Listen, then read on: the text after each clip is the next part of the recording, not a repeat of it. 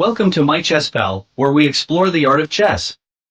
Today, we are diving into strategically rich, highly sharp and complex opening in chess, the Sicilian Defense.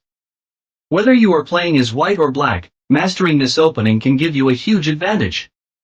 In this video, we'll uncover the best traps for both sides to help you dominate early in your games. Let's get started. White opens with e4, taking control of the center and opens up diagonals for development of pieces. Black's move c5 seeks to create a half-open file, controls the important d4 square. Black guarantees that the position will become imbalanced. Our first trap for white is the Sicilian dragon trap, very practical and lethal. We have e4, c5. After knight to f3. d6. d4. C takes d4. Knight takes d4. Knight f6. Knight c3. g6, black goes for the dragon variation.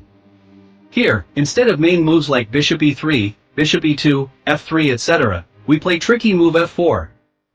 Black plays bishop to g7, a common motive in the dragon. We strike in the center with e5. After d takes e5. F takes e5.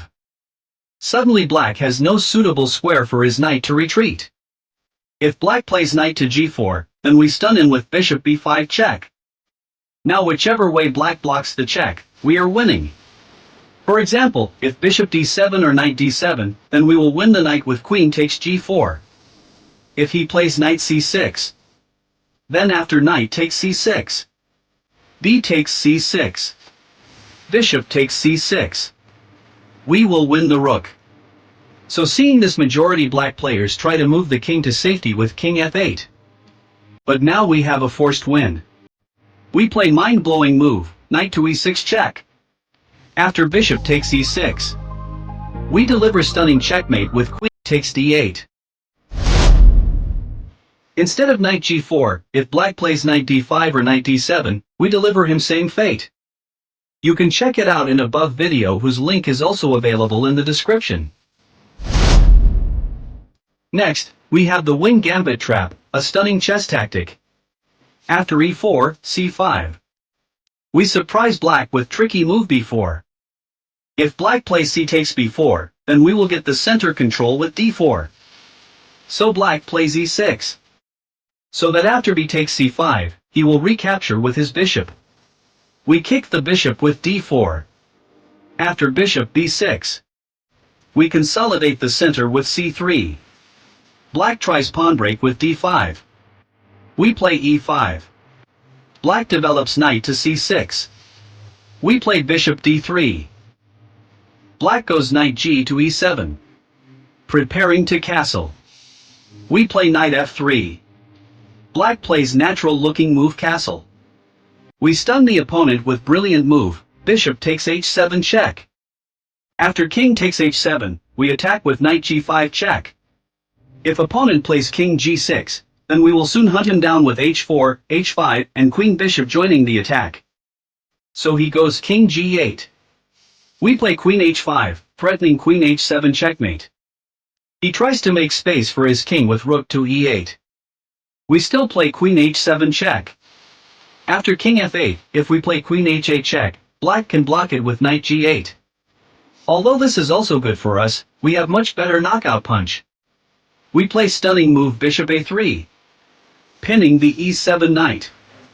Checkmate is unstoppable. Next, we have the Magnus Smith trap, very practical and effective. We have e4, c5. We play knight f3. After d6. d4, open Sicilian. C takes d4. Knight takes d4. Knight f6. Knight c3. Knight c6, classical variation. Bishop c4, we start setting up the trap. Opponent plays g6, preparing to develop the bishop to g7 followed by castle. We exchange a pair of knights, with knight takes c6. B takes c6. And then play sneaky move, e5. Many black players play d takes e5? A terrible blunder. We play stunning move bishop takes f7 check. King takes f7 is forced. After which we will win the queen. And that's Magnus Smith trap. A clever and quick way to win. Our last trap for white is Sveshnikov trap, a classic chess tactic. We have e4, c5. We play knight f3. After knight c6. d4. C takes d4. Knight takes d4. Knight f6. Knight c3. e5. We play knight d to b5. We have d6. Knight d5. Knight takes d5. E takes d5. Knight e7. We go c4. Now if black really hates our knight on b5 and kicks it away with a 6. We stun the opponent with queen a4. We are threatening a double check and a fork between the king and the rook. And we're also threatening mates in 1, with knight takes d6 and knight c7.